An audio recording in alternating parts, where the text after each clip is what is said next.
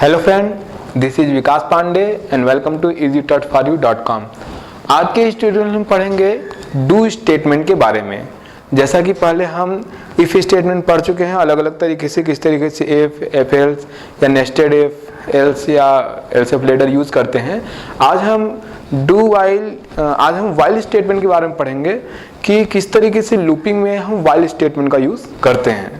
तो पहले हम सिंटेक्स देख लेते हैं कि वाइल स्टेटमेंट का यूज जब किया जाता है तो उसका सिंटेक्स क्या होगा। वाइल स्टेटमेंट का यूज हम लूपिंग के लिए करते हैं।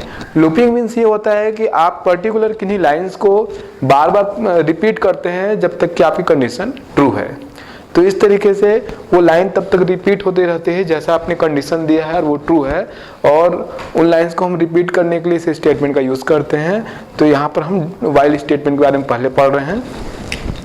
वाइल स्टेटमेंट का सिंटेक्स होगा वाइल, और कोई भी कंडीशन आप लिख सकते हैं, कंडीशन, और अंदर नंबर ऑफ स्टेटमेंट हो सकते हैं, स्टेटमेंट। इसी तरीके से और भी स्टेटमेंट हो सकते हैं, और ये क्लोज। तो इस तरीके से while loop curly braces open होता है तो स्टार्ट होता है, और कर्ली ब्रेसेस क्लोज से इस तरीके से क्लोज हो जाता है। इसके बीच में लिखे गए जो भी स्टेटमेंट है वो रिपीट होते हैं तब तक जब तक कि आपका दिया गया कंडीशन ट्रू है। तो इस तरीके से ये जो लूप है ये पर्टिकुलर किन्हीं लाइंस को बार बार रिपीट करता है। तो वाइल लूप के लिए हम एक एग्जांपल प्रोग्राम देखेंगे कि किस तरीके से वर्क करता है। एक हम छोटा सा प्रोग्राम बनाएंगे जिसमें 1 से लेके 100 तक का नंबर्स हम प्रिंट करेंगे स्क्रीन पर, और किस तरीके से वाइल लूप से इस प्रोग्राम को हम बना सकते हैं C++ में। स्टार्ट करते हैं इसके लिए प्रोग्राम।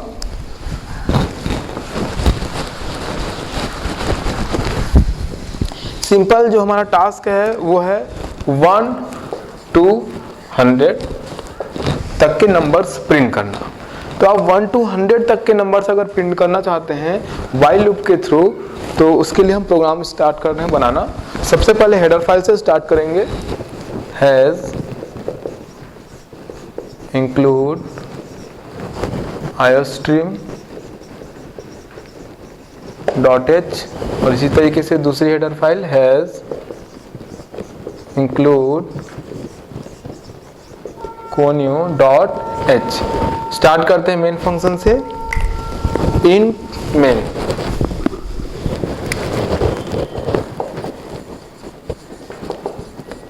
सबसे पहले यहाँ पर तय करते हैं कि हमको कितने वेरिएबल्स की जरूरत पड़ेगी प्रोग्राम में।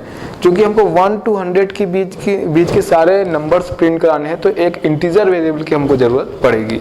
तो यहाँ पर इनिशियलाइज करते हैं एक variable int i is equal 0 से। यहाँ पर हमने एक इंटीजर वेरिएबल i बनाया हुआ है और इसको इनिशियलाइज किया है 0 से। इसके बाद हम लूप स्टेटमेंट का यूज करते हैं, लूपिंग स्टेटमेंट वाइल का।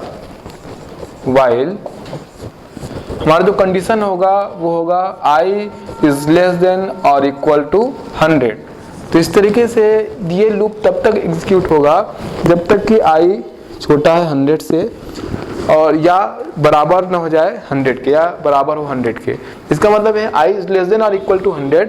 i1 अगर इसकी वैल्यू जो भी है ये 100 तक पूरा जाएगा या 100 तक ये इंक्रीज होगा, तब ये अगर 100 से ऊपर होता है तो ये कंडीशन फॉल्स हो जाएगी और ये लूप खत्म हो जाएगा।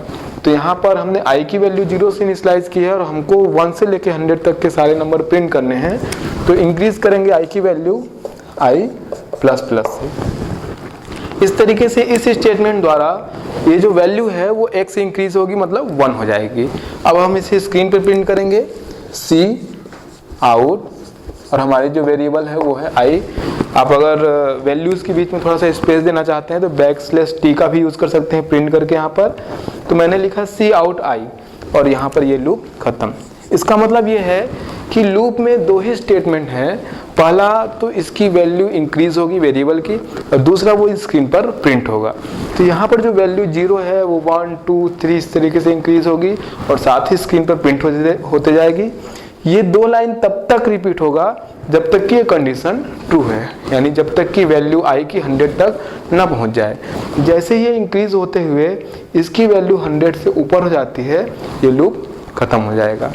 जब लूप से हम बाहर आएंगे तो लिखते हैं गेट ch और रिटर्न स्टेटमेंट का यूज करते हैं रिटर्न 0 और यहाँ पर मेन फंक्शन क्लोज।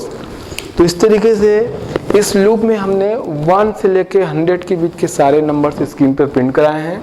यहाँ पर सबसे पहले वेरिएबल को 0 से इनिशियलाइज किया है, कंडीशन लगाया है कि वो जब तक 100 तक ना पहुँच जाए, यानी i इज लेस देन और इक्वल टू 100। उसके बाद उसके अंदर 2 लाइन लिखी गई है जिसमें पहले तो वेरिएबल को इंक्रीज किया गया है और दूसरे वेरिएबल के वैल्यू को स्क्रीन पर प्रिंट कराया गया है।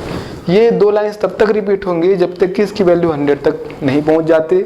अगर ये वैल्यू 100 से ऊपर होती है तो ये प्रोग्राम एग्जिट हो जाएगा, यानी ये लूप एग्जिट हो जाएगा और यहाँ पर गेट ch और आखिरी में हमने रिटर्न स्टेटमेंट का यूज़ किया है। तो इस तरीके से वाइल लूप का यूज़ करते हुए हमने यहाँ पर 1 to 100 के बीच के सारे नंबर प्रिंट कराए हैं। अगले प्रोग्राम में हम डू वाइल स्टेटमेंट के बारे में पढ़ेंगे और देखेंगे कि उसका हम प्रोग्राम में यूज़ कैसे कर सकते हैं। यहाँ पर वाइल और डू वाइल स्टेटमेंट में कुछ अंतर होता है जो कि हम अगले वीडियो में देखेंगे। तब तक के लिए आप हमारी वेबसाइट easytutorsforyou.com पे लॉगिन कर सकते हैं। तब तक के लिए बाय।